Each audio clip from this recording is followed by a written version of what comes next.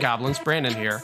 If you enjoy what we do and you'd like to help support us create more and maybe even take the podcast to weekly, then the best way right now that you can support us is to head over to patreon.com/goblinsgrowlers. You can find all the different stuff we do there, one-page dungeons, bonus audio for things, all kinds of stuff. So head on over there, and even if it's just $1 or, however much you're comfortable doing, or if you can't put anything toward the Patreon, just tell a friend about it. Tell somebody about the podcast. That's another great way to support us. So patreon.com/goblinsgrowlers, and we'll see y'all soon.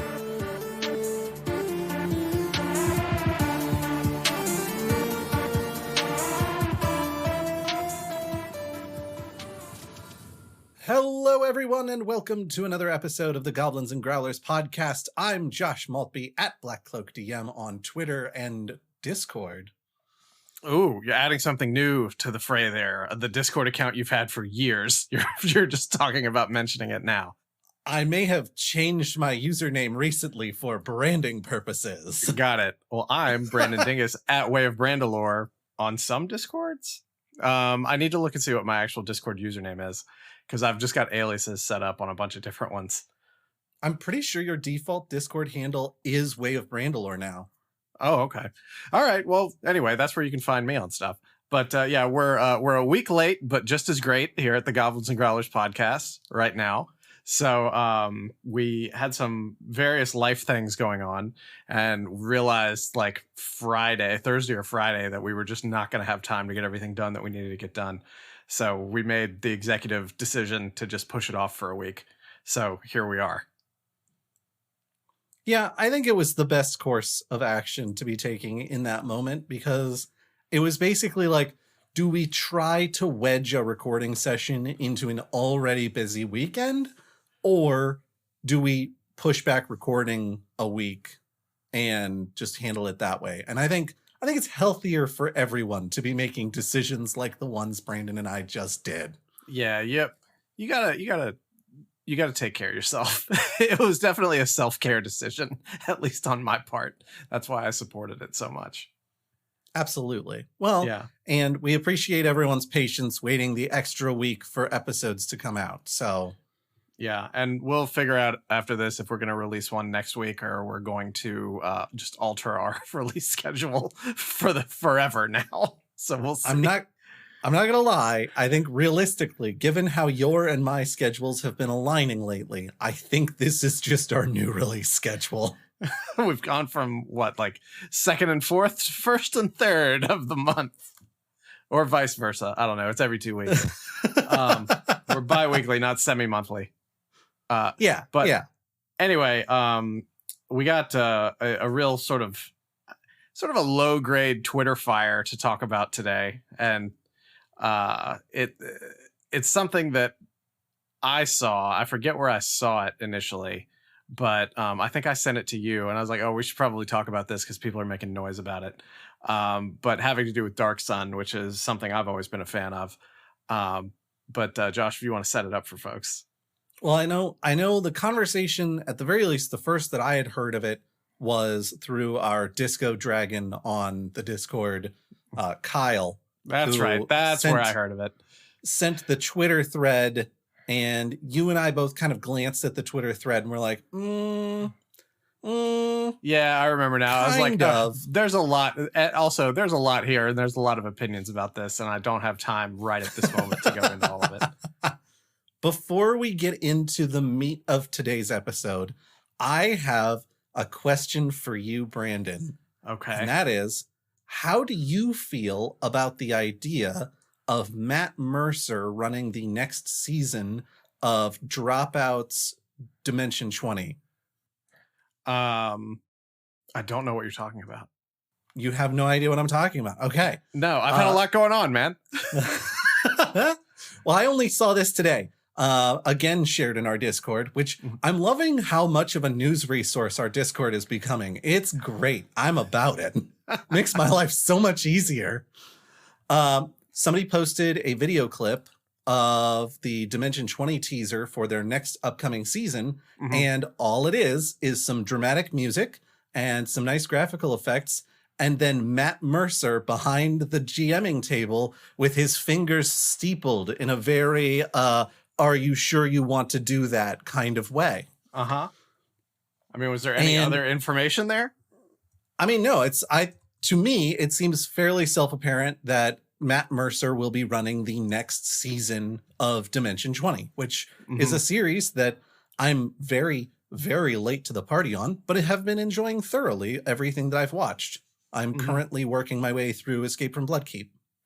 It's like Letterman going to CBS. For a reference from 30 years ago. Is he still doing Critical Role?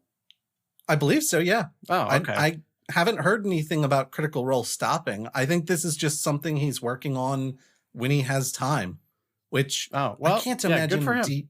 I can't imagine Dimension 20 eats up a huge amount of time for like the GM and the like people playing characters. All right. Though, I don't know. Well, here's my relatively uninformed opinion on Matt Mercer, because obviously I don't know him as a human being. I don't follow everything that he does all the time, but I have watched him work. He's very talented. He seems to me that he knows he's very talented. And this is an unhealthy part of me that's wanting to just gossip right now. And I don't consider this shit talk or anything like that. I'm just giving my opinion on it. Is he seems very full of himself and the place that he has carved out for himself within the fandom. And I don't necessarily think there's anything wrong with being proud of that accomplishment, but he just doesn't exude humility, and that puts me off a little bit. I think for me, from what I've seen of him in interviews and things like that, because as someone who really could not get into Critical Role, I couldn't tell you for sure exactly what it is about it that I can't handle, but there's something about it that just it's not my vibe. It's not my vibe, and that's okay. Not everything is for everyone. I fully support the people who love it and appreciate it, and I'm glad that they've got something to be absolutely thrilled about. Yeah, I mean, I just feel like more power to the man. Yeah, exactly. Yeah. I think Matt Mercer as a person, based on interviews and things like that I've seen, he absolutely does seem like someone who knows how famous he is and kind of relishes it a little bit, which I think is what you're picking up on. Right. But I think also he is legitimately as nerdy as the rest of us. Like, I think he knows his way around a D&D player's handbook in a way that a lot of us wish we did. Yeah, I mean, I think he's probably the first and biggest professional dungeon master out there, and let's be real, all of us would probably be acting and feeling the same way if it had been us. And again, like, I don't like to shit on people, but let's keep in mind that hard work didn't necessarily get him there. Hard work got him a lot of the way, but luck always plays a not insignificant component in these kind of situations. I think it is worth highlighting that Matt Mercer and Critical Role as a show would not be nearly as large as it is if it was not made up of Hollywood celebrities who were celebrities long before they were anything on Twitch. Right. So yeah, I don't know. It feels to me like us complaining about this is just like the people who live like in a hovel across the bay from Gatsby complaining about all the noise from his party and everything. Like they can see the lantern and they're just like, that damn jazz man and his decadent Art Deco parties. They're sitting over in West Egg cooking a can of beans on an ethanol fire or something. I don't think we're being quite that bad. I think we have respect for Matt Mercer and the work he has done. But no, I think it'll be an interesting season. I'm enjoying seeing him in Bloodkeep, though that might in part be because everyone is constantly bullying him. I don't know. We'll see. Having covered our old man grousing about how Matt Mercer is and forever will be significantly more famous than either of us, Correct. Let's talk about the meat of today's episode, which is Kyle Brink went on to Bob Worldbuilder, and Bob Worldbuilder hit him with a series of, I would say, very excellent questions. And one of those questions was, what are the odds that we're going to see a Dark Sun campaign release? And you know what? I'm gonna let Bob and Kyle speak for themselves. Hey, Josh, before you let Kyle Brink speak for himself, maybe you should tell everybody who Kyle Brink is. Oh, Kyle Brink is he's the executive producer on the physical side of Wizards of the Coast, specifically for D&D. Not the mental side. He only handles the strength and con checks. He doesn't handle the interwiz. Look, when you have D&D Beyond as a platform, I think it's worth clarifying that Kyle Brink doesn't really work on the D&D Beyond side of things. He mostly works on the print books and things like that side of things. Okay. All right. Okay. I'm going to let these two gentlemen speak for themselves. Any potential, and I feel like I know the answer to this, any potential that we would see a revision or republishing of the Dark Sun setting. I'll be frank here. The Dark Sun setting is problematic in a lot of ways, and that's the main reason we haven't come back to it. We know it's got a huge fan following. So, that's totally fair point, and I think that's already kind of the consensus. People, I think, just wanted to hear somebody say it. So that started a bit of a Twitter fire. Which I think is a little bit unfair, because a lot of people were like, oh, Kyle Brink says the Dark Sun's too problematic to ever be released by Wizards of the Coast again.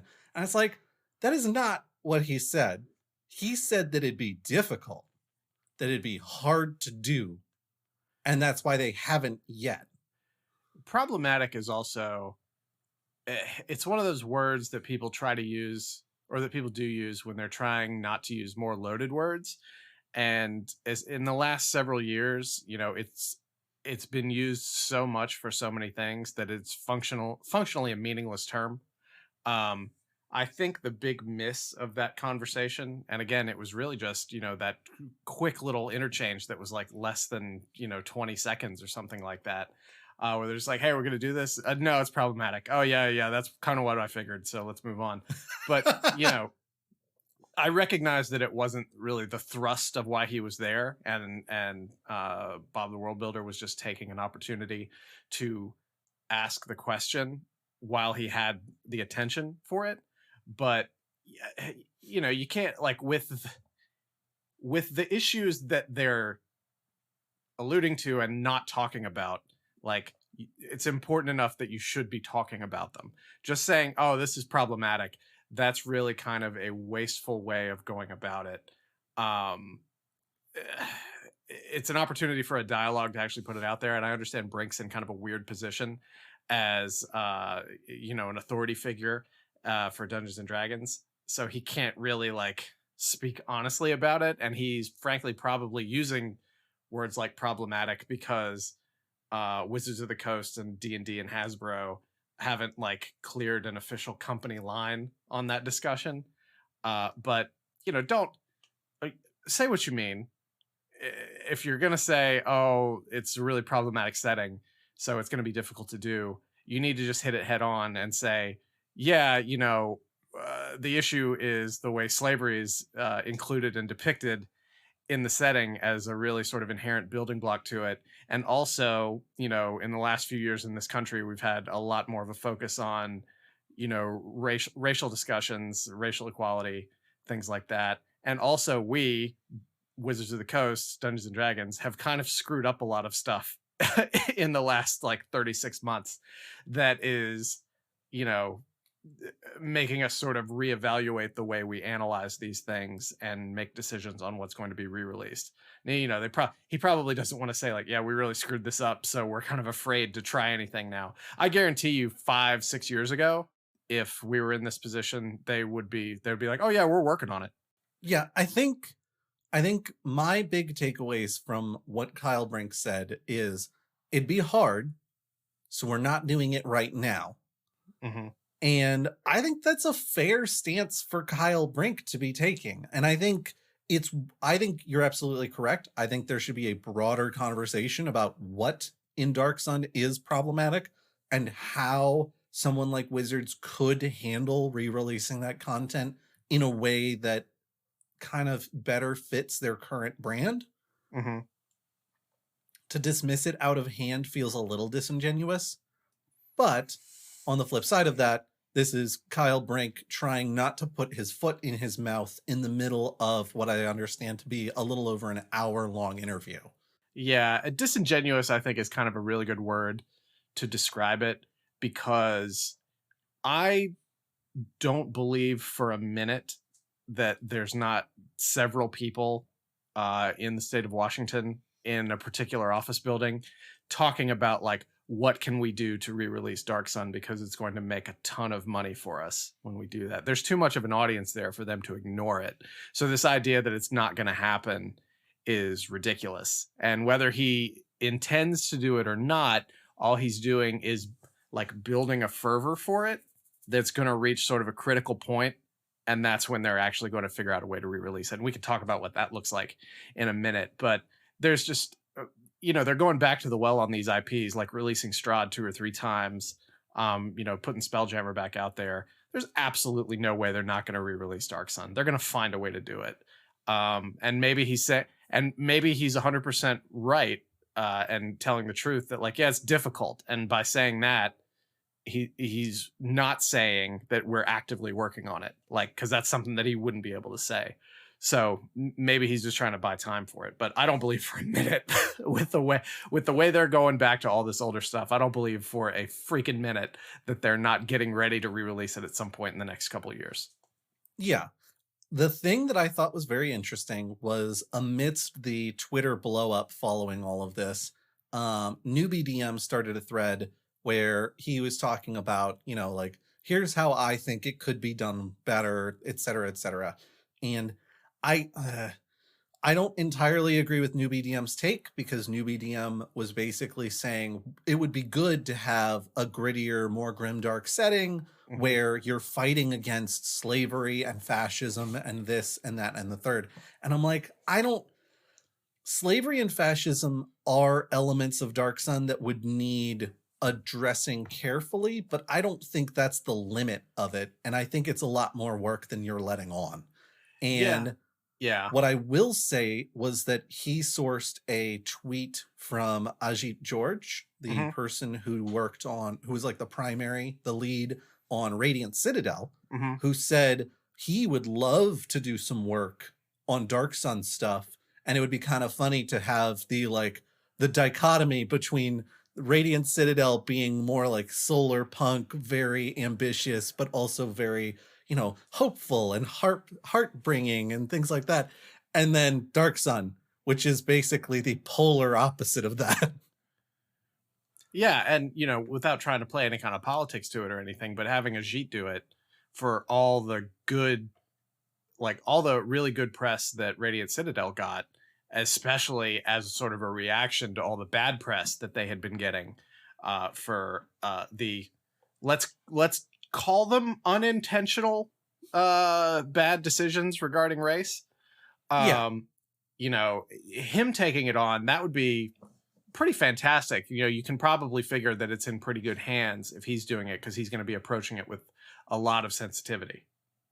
Well, and also if he is himself, as he did with Radiant Citadel, bringing on a very diverse, very multicultural group who is like, here's what the original setting was filled with, and here's how we're going to address these topics.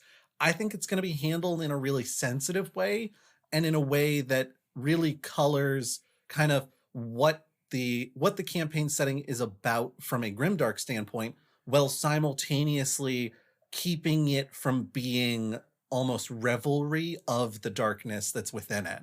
And let's talk about the terms gritty and grimdark a little bit too, because they've been thrown around sort of as a unified pair in this discussion. I don't think they necessarily have to be the same thing. I agree, because especially if you're trying to, which I know Newbie DM was doing this, trying to talk about Dark Sun as a setting and trying to make the argument for its re-release by talking about like, hey, what's better for an adventuring party than having to fight against an institution that has fascism and slavery, et cetera, et cetera.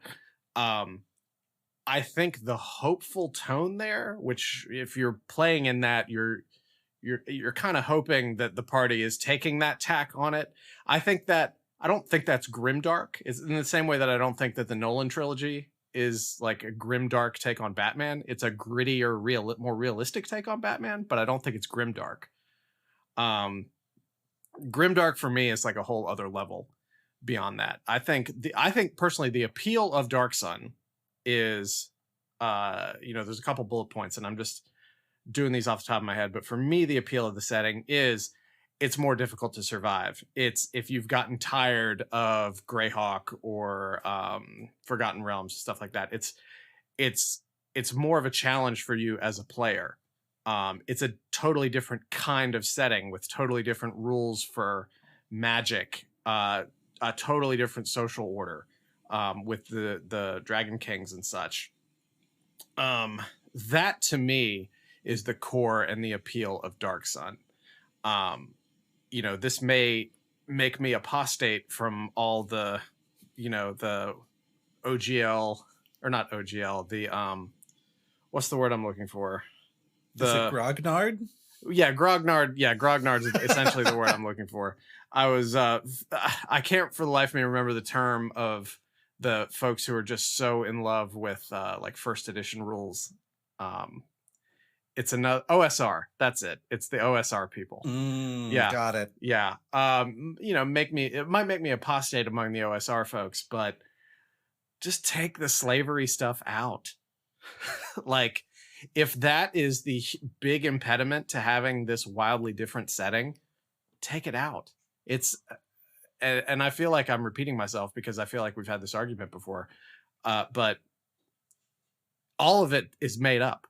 Like, every last word of all this stuff is made up.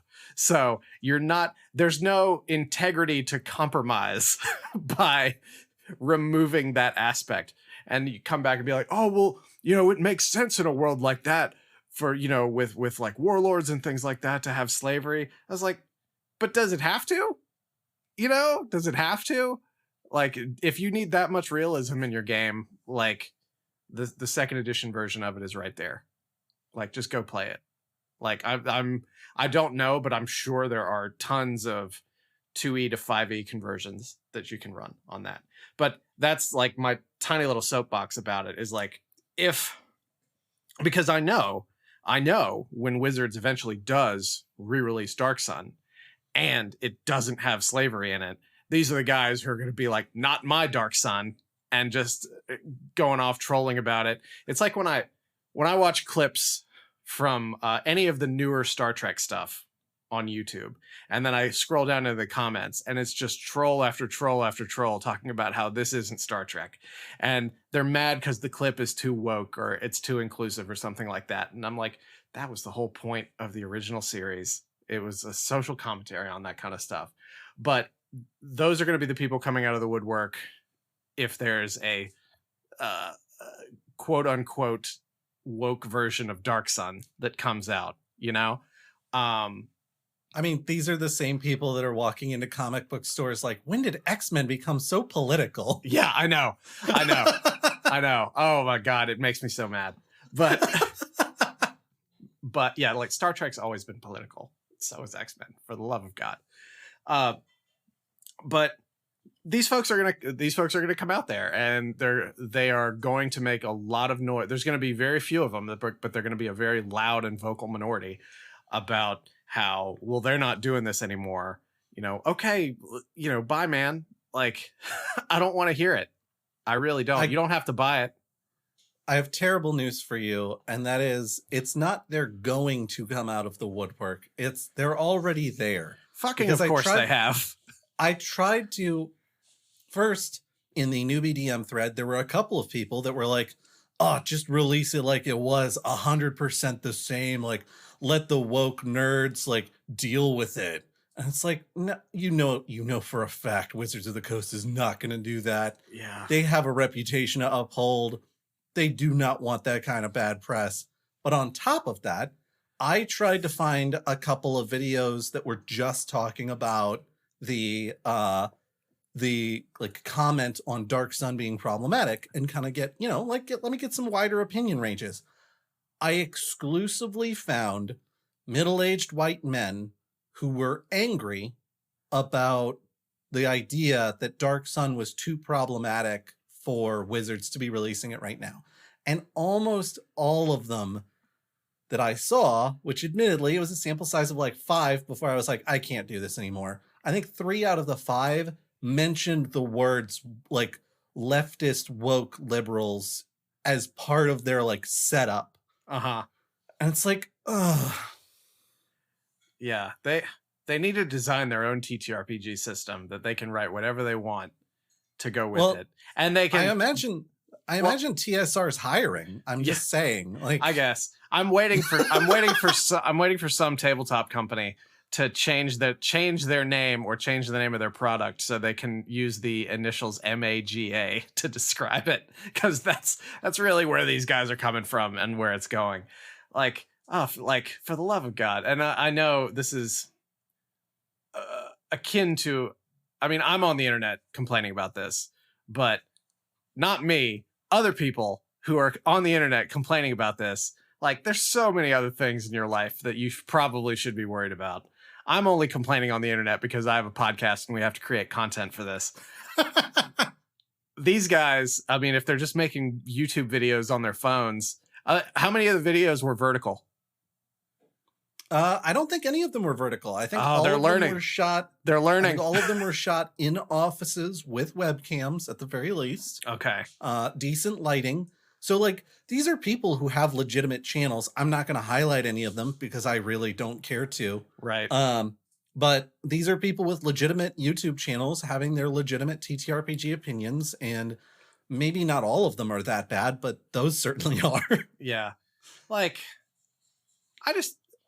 we've off and on for the last year or so, we've had this exact same discussion about these guys. And just, I feel like we need to we should actually legitimately look at doing this. We should bring some sort of psychologist or therapist or something on here to interview them about this idea of, older white guys who rail against this kind of stuff, who rail against sort of the woke mafia. I would love to get sort of an opinion from a professional on, how they tick, I'm not a professional, but I'd be happy to give you my opinion. Oh, go for it. I think these are dudes who are used to being able to act a certain way and talk a certain way and have people who they consider beneath them. Mm-hmm. And I say that with big air quotes. Mm-hmm.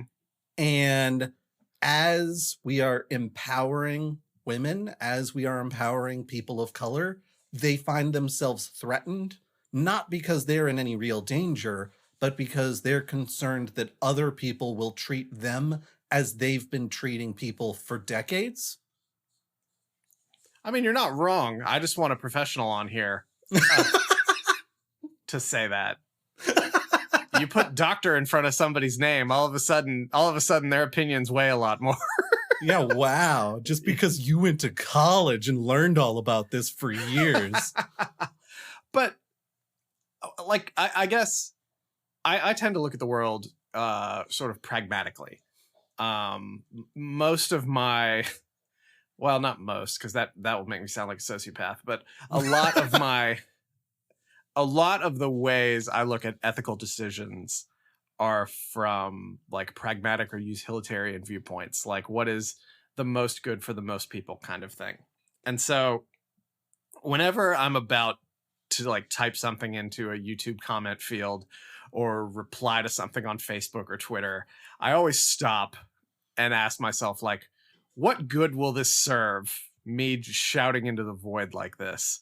And usually that causes me to stop and delete whatever I typed or just navigate away from the page or something like that. And I wonder if, you know, with the amount of that kind of stuff I see on the internet, I'm undetermined as to whether or not some people never developed that ability or they just don't, they choose not to exercise that kind of discretion.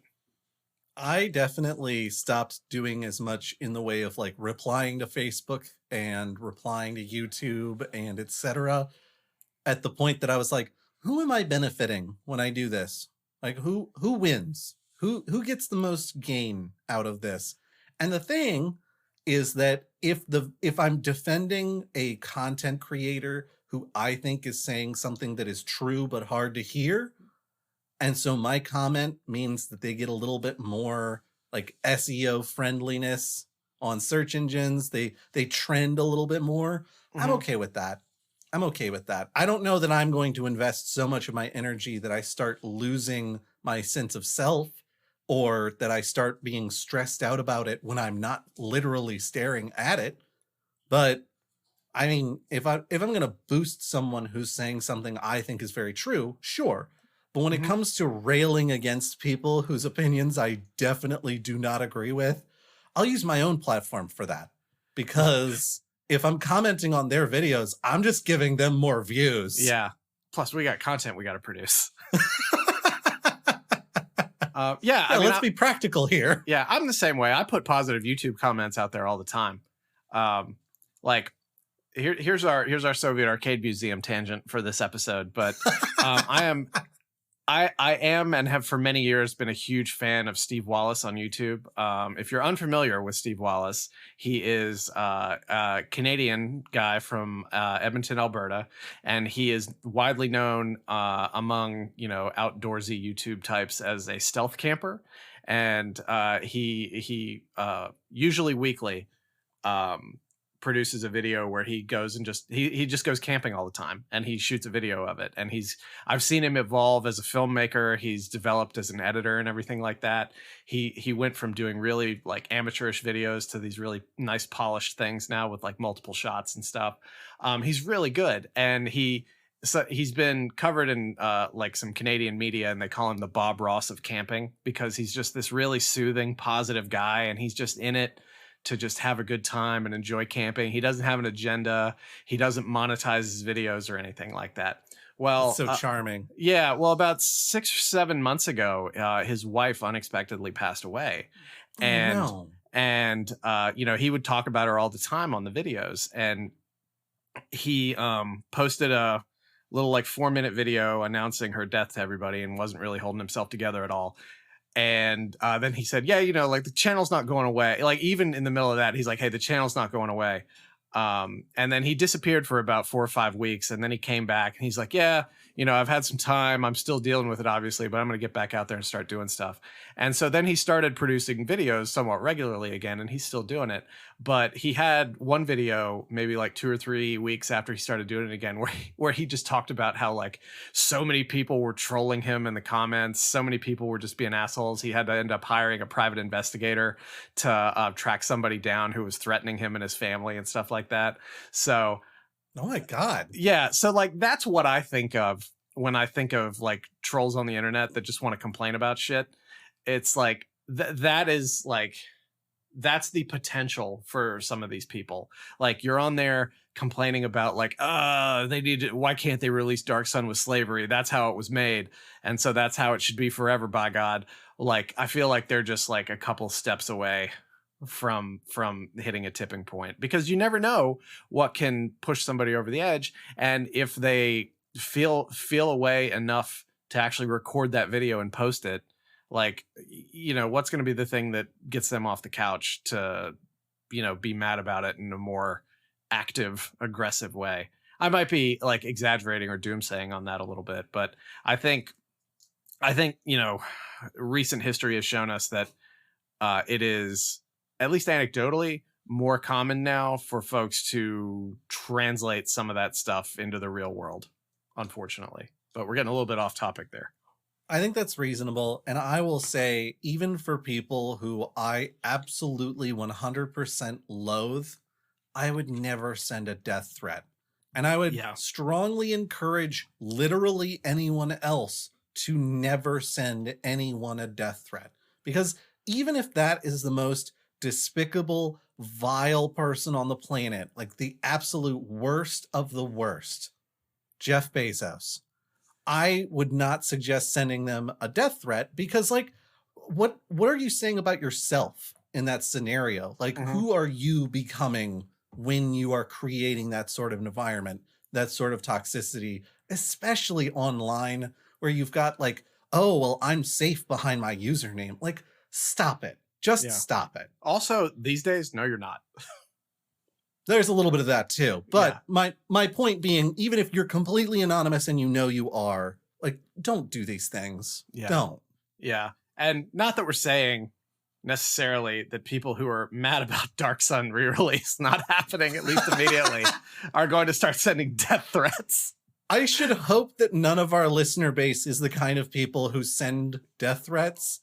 I legitimately would be very upset if I found out that any of our listener base is that sort of person. Yeah. But on the flip side of that, like, you can get really angry at certain things that certain people say online. And while I understand and respect that, I would encourage people to take that as an opportunity to step away and stop engaging with whatever's making you mad. Because on the internet, engagement is king.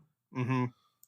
Now, we've gotten a little bit far afield from that there Twitter thread that you were talking about. Well, in a manner of speaking, we were kind of on topic this time, at least. Mm-hmm. Yeah. Did you have any other highlights for that? I didn't really have any other highlights for that. I think just kind of my quick recap is that I think it's possible to do Dark Sun in modern times without it being deeply problematic and deeply filled with issues. But I also think it takes a creative director with a team of sensitivity readers and a multicultural writing team to be able to handle that in a respectful and responsible way. And I think that's why Wizards says it's too hard for us to do right now. Yeah. Now, because it had been very much a long time since I'd poked around in the Dark Sun books, went to the old bookshelf and got my re-released second edition Dark Sun box set that I bought. All the books from the box set and the maps and everything were published in a hardbound book. I talked about it in a Spelljammer book that I got like maybe a year ago. It's a great resource to be able to get these old box sets in these bound hardcover books for actually not a whole lot of money when you think about it. But anyway, I pulled it down and I started reading through the World Guide, just to because I've read it before, but I was 20 years younger and was not looking at it through the same lens that I'm trying to read it today, and just started going through trying to find sort of exactly how slavery was portrayed there. And because my initial recollection of it, not just from the physical game, but also a lot of the old DOS games, because there were the gold box games, there were two of them that were set in Dark Sun, and I played both of them a lot with my friend who lived up the street from me back in the 90s. And what I remembered mainly from those was sort of gladiatorial slavery, sort of like Roman like, etc. So okay, yeah. So obviously there's that. There are several other aspects of it as well. There's essentially whole different castes of slaves. Essentially, you've got gladiators, artists, soldiers, farmers, laborers. The soldiers, they're sort of treated a little bit better, but also are punished harsher to keep them in line. And all these people are working for the Dragon Kings, essentially, because the Dragon Kings have these Templars who are like their devoted clergy, and they're essentially the authority figures there. So a Templar can take a freedman and maybe, if they didn't pay their debts, make them a slave, make them fight, make them farm, make them do whatever. 3 ways to get to, become a slave in the setting: born that way, sold into it, or put in there for debt. Let's see. It phrased something weird when I was reading it. It's like, well, it's essentially acknowledging, that, oh, hey, there's a lot of this stuff in this setting. And it says, well, we take solace knowing that, sometimes Templars can be defeated or betrayed and then knocked down from their lofty position into slavery. I'm like, that's not solace. Like, that's just contributing to a horrible, horrible problem. I don't know that I love the idea of the people who are a big part of the issue just become part of the cycle. Right.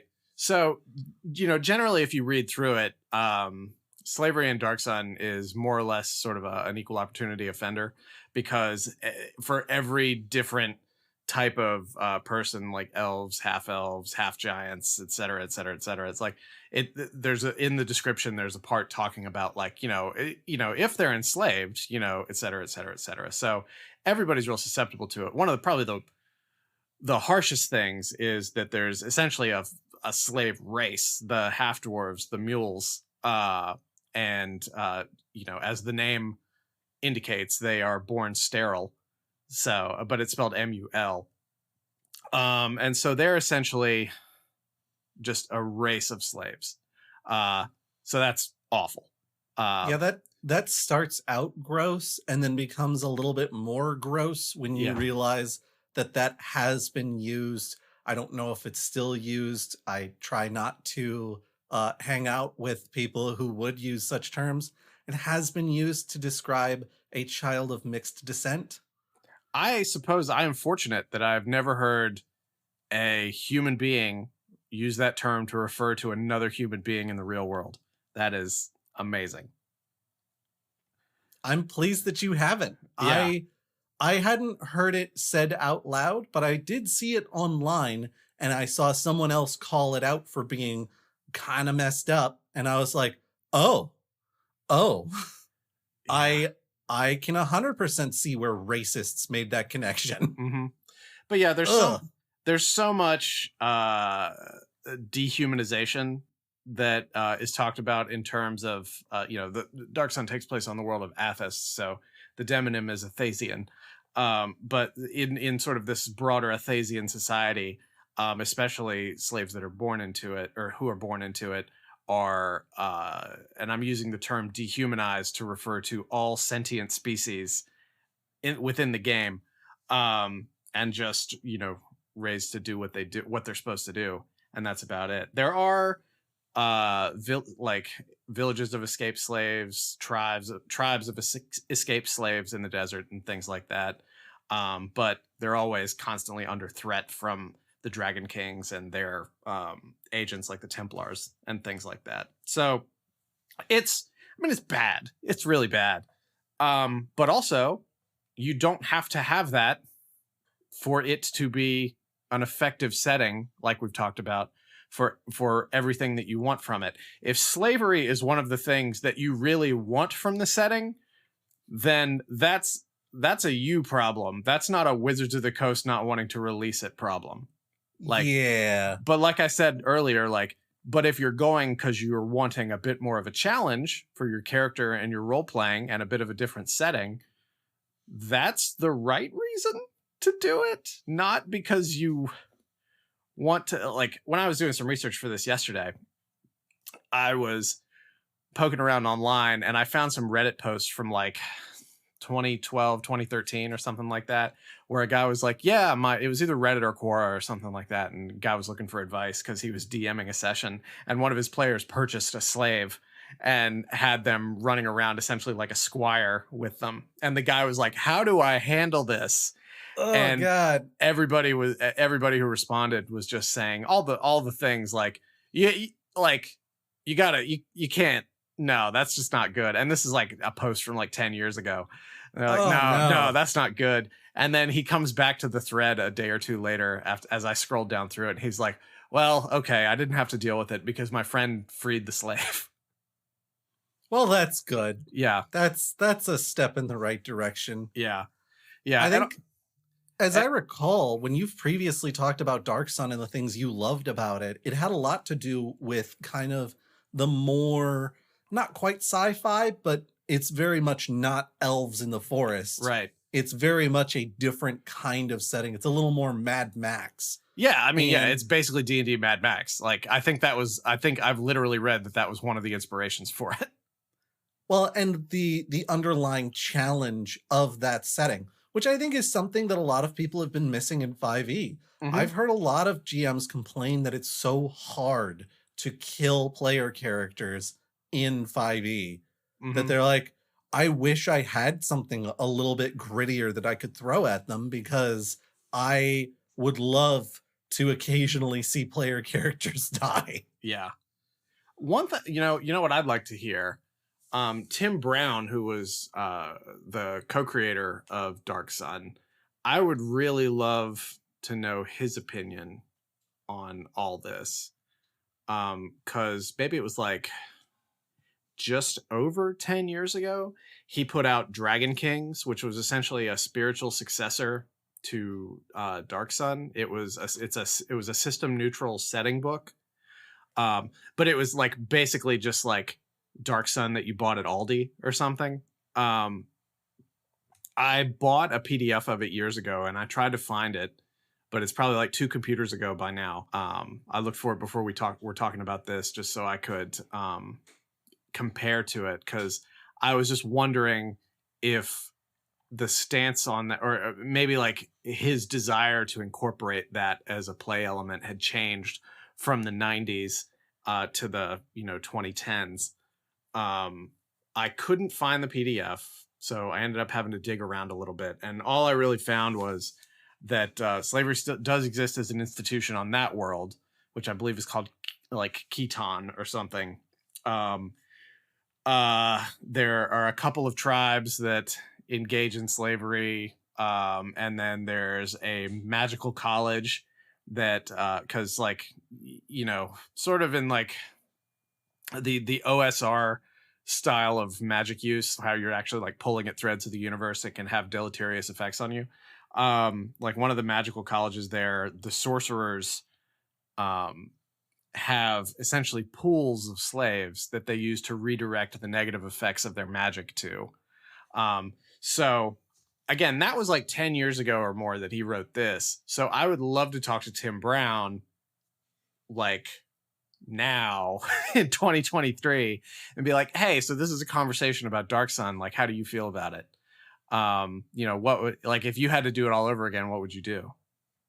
I mean, I wouldn't be entirely surprised, given that the interview I referenced between Bob Worldbuilder and Kyle Brink was literally a week ago that got released. Yeah. I wouldn't be shocked to find that in another week or two, we hear something from Tim Brown on the subject. Yeah. Whether it's an interview or a public statement or what. Because I remember when Spelljammer was coming back up, and that was one that, wasn't that Zeb Cook that came out of the woodworks and was like... No, that was Jeff Grubb. You're right, Jeff Grubb. That's it. Thank you. Yep. Thank you for the correction. Zeb Cook was Planescape. Oh my God. Yeah. I'm glad you can keep all of this straight. I need notes. Jeff Grubb came out and was like, yeah, they didn't really talk to me, but I'm glad that they're doing it. Like, yeah. I imagine that there's no way Tim Brown's not hearing something about this in the next week or so. Well, first of all, let's make sure Tim Brown is alive. Look, seances exist. Tim Brown's going to hear about this one way or another. Bottom line is, I believe he's alive. But if I go to his Twitter, the last thing he posted was from 2014. And it was, get the Dragon King CD on Amazon, because he, as part of a Kickstarter, he created a soundtrack for the setting as well. Excellent. Yeah. I'll probably shoot him a message after this and just see if he's willing to chat for a few minutes. I'm pulling up his Wikipedia page right now. Do you remember when there was a website? It was like, isabevagodadead.com or something like that? I do recall this website, yes. Yeah. And then finally one day, the answer was yes. Sadly, one day, the answer was yes. Mm-hmm. This is troubling. He has a Wikipedia page. Mm-hmm. but the Wikipedia page lists how long he was in publication, not how long he's been alive. So it only shows 1986 to 2005, which for a moment I was like, then how was he tweeting in 2014? Well, Tim Brown, if you're still alive and you listen to our podcast, please reach out to us. Listen, we are so sorry that we are not sure whether or not you're alive.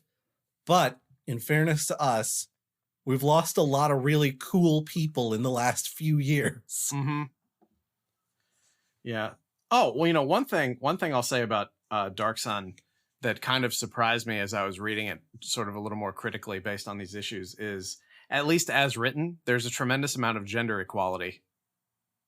Because the only time there's any sort of distinction is in the lowest levels of the slavery castes, where like men generally are considered to be stronger for like a lot of the manual labor, which, also not a great take. But I thought it was interesting that it sort of went out of its way to talk about that kind of equality and not elsewhere. Yeah, I mean, it's something at least. Mm-hmm. He said with a clear rising intonation of a question at the end of his words. A mild grimace to follow. Yeah, exactly. I don't know. I'm pretty against having. I understand why people want to include slavery in their games, both from a standpoint of like, it is a real thing that really happened to real people, and from the standpoint of it is a real thing that is still happening in some places to real people. Right. But I also like, I don't know, man. Like, I don't want to play games so that I can experience the worst parts of humanity. Yeah, I mean,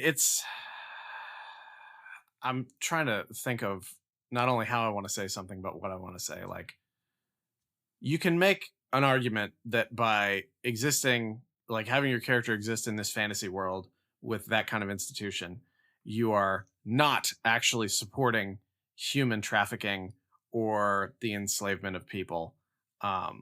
But you sure don't have a leg to stand on to say that you're not supporting it or working against it, And it just goes back to, if that is the one singular thing that you think is the quintessential aspect of Dark Sun, then you're looking at it wrong. You're doing it wrong. Yeah, if you see the words escapist fantasy and you're like, you know what my escapist fantasy needs? Slavery. Yeah. I don't know that we can be friends. Yeah.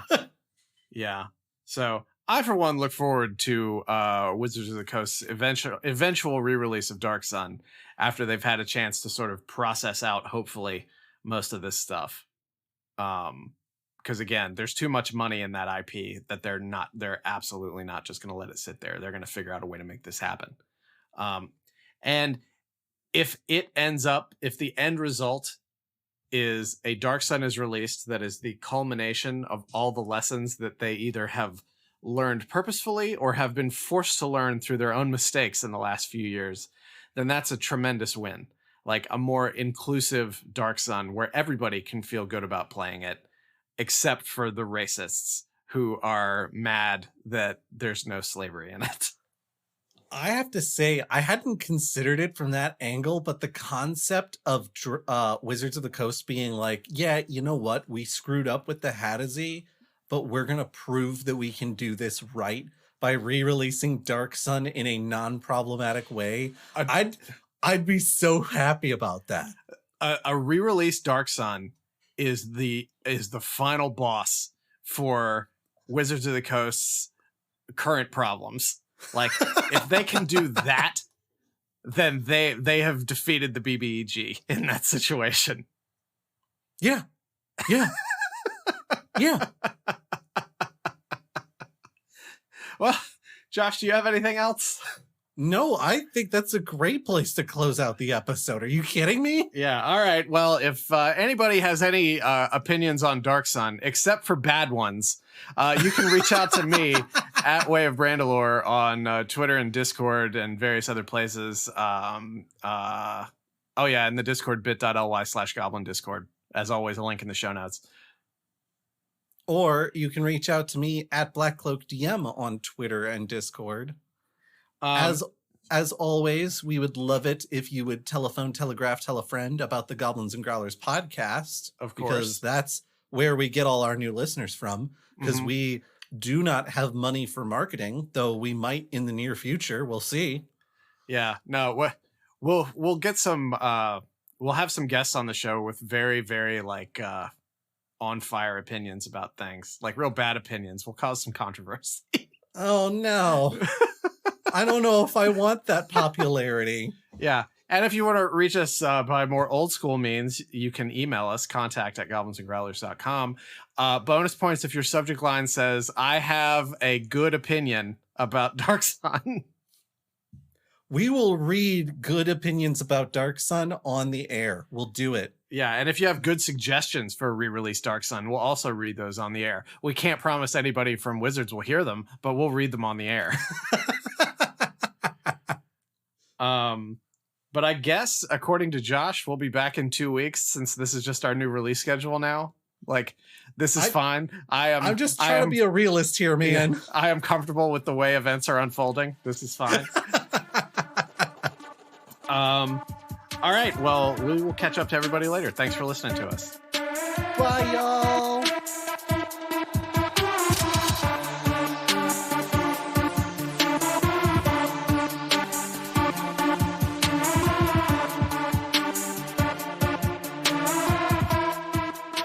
If you like what you hear, consider subscribing and giving us a review over on Apple Podcasts. Especially early in the feed, subscriptions and reviews are super helpful for bringing new listeners our way. Thank you.